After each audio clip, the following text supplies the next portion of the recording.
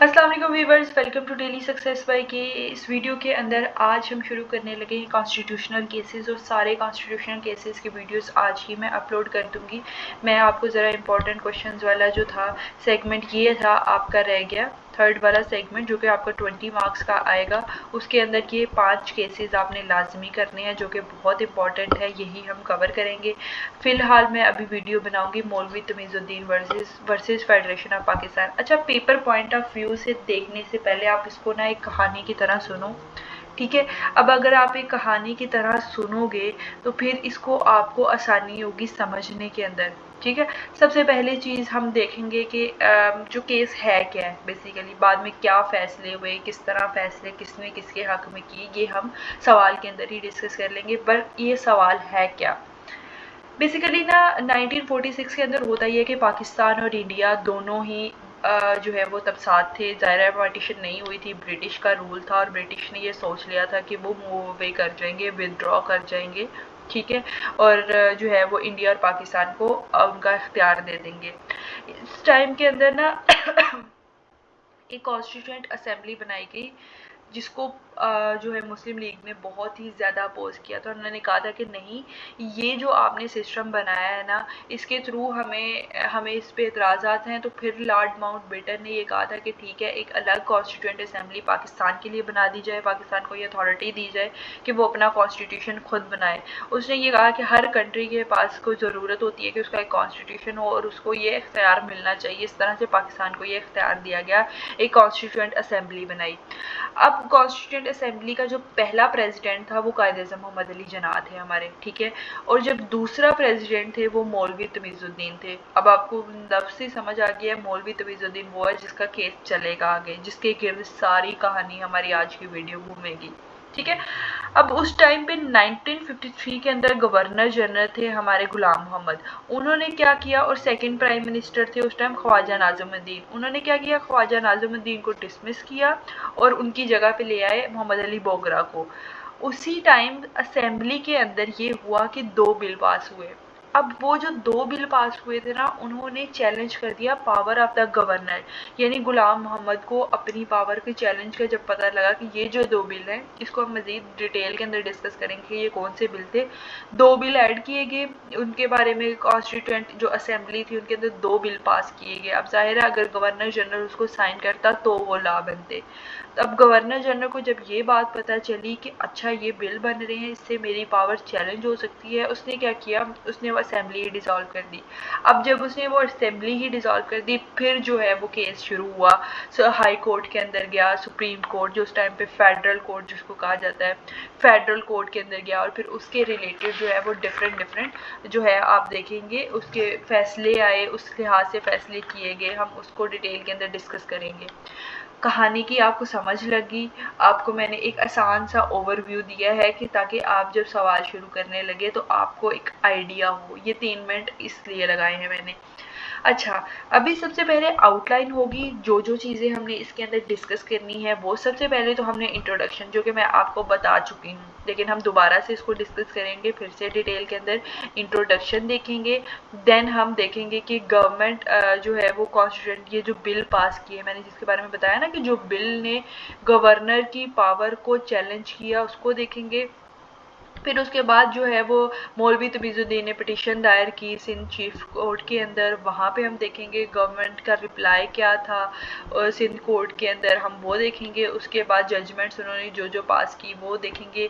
फिर उसके बाद हम देखेंगे कि जब अपील दायर की गई federal court by the government, तो फिर वो किस तरह से हाई कोर्ट का फैसला उस टाइम रिवर्स हुआ था। ये सारी चीज़ें हम इसके अंदर इस वीडियो के अंदर पढ़ने जा रहे हैं, ठीक है। मज़ीद अब डिटेल के अंदर मौलवी Tamizuddin versus federation of Pakistan, आपने इंट्रोडक्शन के अंदर वही कहानी लिखनी है जो मैं आपको पहले बता चुकी हूँ। फिर से आपको अगर आप सुनना चाह रहे हैं तो वो यही है कि 1946 के अंदर पाकिस्तान और इंडिया ब्रिटिश रूल के अंदर थे, और एक जॉइंट कॉन्स्टिट्यूएंट असेंबली थी जिसको ऊपर मुस्लिम लीग को बहुत ज़्यादा एतराज़ात थे। अब क्योंकि गोरों ने वहाँ से चले जाना था, तो लॉर्ड माउंटबेटन ने पाकिस्तान ये अनाउंस किया कि हर कंट्री के पास अपनी एक सेपरेट असेंबली होगी, और दिस मीन्स पाकिस्तान अब अपना कॉन्स्टिट्यूशन खुद बना सकता है। अब उस असेंबली के पहले प्रेसिडेंट बने कायद-ए-आज़म मोहम्मद अली जिन्नाह और उनकी डेथ के बाद मौलवी तमीज़ुद्दीन को इस असेंबली का प्रेसिडेंट बना दिया गया। सेम उसी टाइम पे 1953 जो गवर्नर जनरल ऑफ पाकिस्तान का था उस टाइम, वो गुलाम मोहम्मद था और prime minister Khawaja Nazimuddin. Governor general ने क्या किया, ख्वाजा नाज़िमुद्दीन को डिसमिस किया और उनकी जगह पे ले आए मोहम्मद अली बोगरा को। किस सेक्शन के तहत? सेक्शन 10। कौन से कॉन्स्टिट्यूशन के तहत? उस टाइम हमारा कॉन्स्टिट्यूशन तो था नहीं, तो उस टाइम हम एक ही कॉन्स्टिट्यूशन को मान रहे थे और वो था गवर्नमेंट ऑफ इंडिया एक्ट 1935। ठीक है, उसके तहत ही उसको ये पावर दी गई थी कि वो मिनिस्टर्स को जो है वो रिमूव कर सकता है। अब उस दौरानिए में हुआ ये कि 2 बिल पास हुए। पहला बिल था कि कॉन्स्टिट्यूशन जो था उस टाइम का, गवर्नमेंट ऑफ इंडिया एक्ट 1935 जिसको कहते हैं, उसके अंदर एक सेक्शन ऐड किया गया जो सेक्शन था 223A। इस सेक्शन का कहना ये था कि असेंबली जो है वो फुली, यानी 2 यहाँ पर एंटिटीज़ की बात हो रही है, एक असेंबली की बात हो रही है, दूसरी गवर्नर। इस सेक्शन के तहत ये बताया गया कि गवर्नर सोवरेन नहीं है। सोवरेन कौन? जिसके पास सबसे ज़्यादा पावर है। इस बिल के तहत था कि असेंबली के पास पूरी पावर है, गवर्नर के पास पूरी पावर नहीं है। अगर असेंबली कोई लॉ बनाती है तो उसके लिए गवर्नर जनरल के अप्रूवल की ज़रूरत नहीं है। देखें यहाँ पर थी गवर्नर जनरल की पावर चैलेंज हो रही।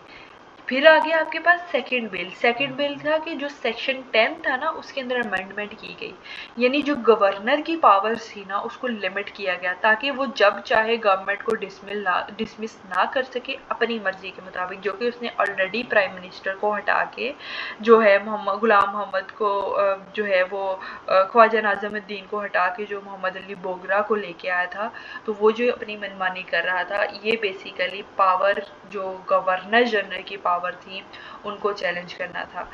अब देखो ये सारा बिल पास हुआ है, अभी ये गवर्नर जनरल से अप्रूव नहीं हुआ था, ये सिर्फ अभी बिल तैयार हुआ है असेंबली के अंदर। अब जब ये भनक पड़ी ना उसको गवर्नर जनरल को, जब ये भनक पड़ी, उसने क्या किया, उसने जो कॉन्स्टिट्यूएंट असेंबली थी ना जिसके अंदर ये बिल पास हो रहा था, उसने वो असेंबली डिसॉल्व कर दी। ठीक है, अब जब उसने असेंबली ही डिसॉल्व कर दी तो मौलवी तमीज़ुद्दीन, उन्होंने क्या किया, जो कि सेकंड प्रेसिडेंट बने थे असेंबली के, उन्होंने एक फिर केस फाइल किया। उन्होंने कहा कि गवर्नर जनरल के पास कोई पावर नहीं है कि वो असेंबली को डिसॉल्व कर दे। कॉन्स्टिट्यूएंट असेंबली जो है वो सोवरेन है, ना कि गवर्नर जनरल है। ठीक है, और तो गवर्नर जनरल का जो भी एक्शन है उसने उसको इलीगल और अनकॉन्स्टिट्यूशन कहा गया और उसने 2 तरह की रिट पटिशंस डायल की, एक रिट ऑफ मैंडामस और रिट ऑफ कोवेरेंटो। अगर आपने मेरी पिछली वीडियोस देखी हैं तो उसके अंदर हमने जो पहला सेक्शन कवर किया था constitution of 1973, Pakistan of constitution of Pakistan 1973, तो उसके अंदर हमने रिट को डिटेल के अंदर डिस्कस भी किया था। रिट होती क्या, उसकी टाइप्स क्या है। उसके अंदर हमने देखा था कि 2 तरह की रिट थी, रिट ऑफ मैंडामस और writ of quo warranto. Writ of mandamus होता है कि किसी ऑफिशियल गवर्नमेंट ऑफिशियल बॉडी को या तो आप ये ऑर्डर देते हो कि ये जो काम आप कर रहे हो उसको रोक दो, या फिर आप उसको ऑर्डर देते हो कि ये तुम्हारी लीगल ड्यूटी है, उसको परफॉर्म करो। रिट ऑफ कोवेरेंटर होती है कि आप किसी से ना सवाल पूछते हो उसकी अथॉरिटी का कि ये जो तुमने काम किया है ये किस कानून के तहत किया है, तुम्हारे पास क्या पावर है, तुम अपनी अथॉरिटी बताओ, उस अथॉरिटी को आप चैलेंज करते हो। यानी जब गवर्नर ने देखा कि मेरी पावर्स लिमिट हो रही हैं इस बिल के तहत, तो मेरे हाथ तो कख नहीं आएगा, तो उसने क्या किया, असेंबली डिसॉल्व कर दी। उस असेंबली के डिसॉल्व होने की वजह से क्या हुआ, मौलवी तमीज़ुद्दीन ने केस फाइल कर दिया और 2 तरह की रिट दायर की, जो कि रिट ऑफ मैंडामस और रिट ऑफ कोवेरेंटो था। देन आपके पास आ जाता है गवर्नमेंट का रिप्लाई क्या आया। फेडरल गवर्नमेंट ने जो रिप्लाई किया वो बेसिकली जो था वो क्या कहते हैं उसको, उन्होंने सिंध हाई कोर्ट ने कहा कि Sindh high court had no authority to hear this case. Federal government का जो उस टाइम पे उनका स्टैंस था, गवर्नमेंट का जो रिप्लाई था वो ये था कि federal government Sindh high court के पास कोई अथॉरिटी नहीं है कि वो ये केस सुन सकें।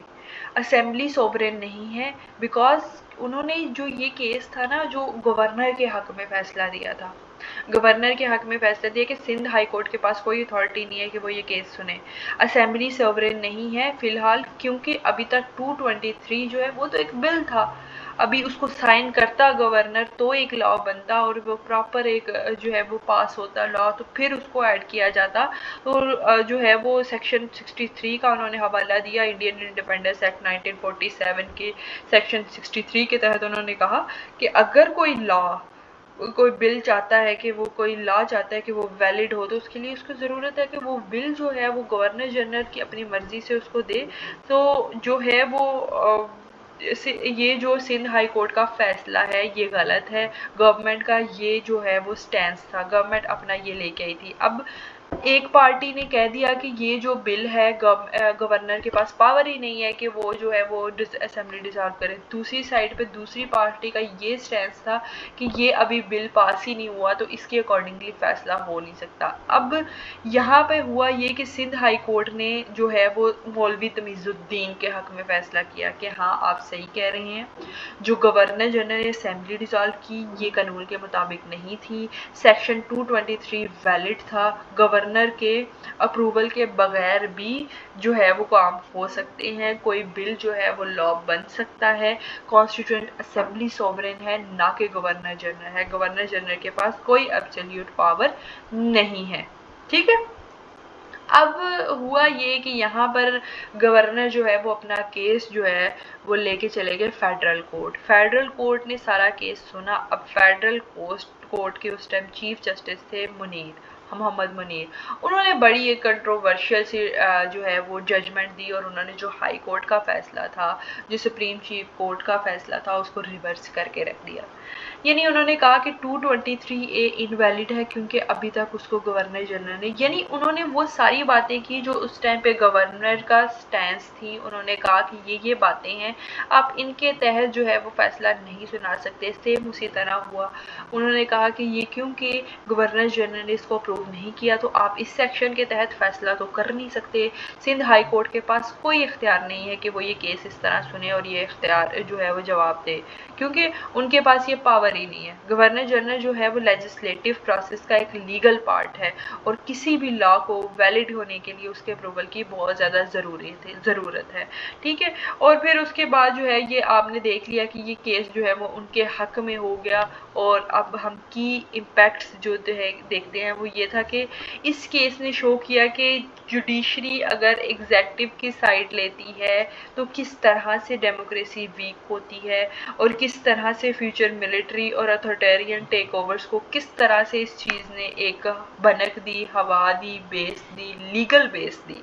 ठीक है, और ये भी देखा कि किस तरह से जुडिशियल डिसीजंस जो हैं वो हमारे पॉलिटिकल स्टेबिलिटी को जो है वो ख़राब कर सकते हैं, जो इफेक्ट कर सकते हैं। ये एक छोटा सा केस था जो कि बहुत इंटरेस्टिंग भी था, और मैंने आपको कहानी बना के इसको सुनाने की भी कोशिश की है। तो आई होप आपको चीज़ें समझ आई होंगी। अगर आपको ये नोट्स चाहिए तो नोट्स जो कि बहुत ईजी वर्डिंग के अंदर हैं, अगर आपको चाहिए तो 300 रुपीज़ के अंदर ये नोट्स हैं। आप मेरे व्हाट्सएप नंबर के थ्रू कांटेक्ट कर सकते हैं। व्हाट्सएप नंबर आपको मेरा डिस्क्रिप्शन, चैनल की डिस्क्रिप्शन जब आप जाएंगे वहाँ पे आपको शो हो जाएगा। आई होप आपको वीडियो की समझ आई है, सारा टॉपिक इजी लगा है। अगर इजी लगा है तो चैनल को सब्सक्राइब और लाइक ज़रूर करिएगा। अल्लाह हाफिज़।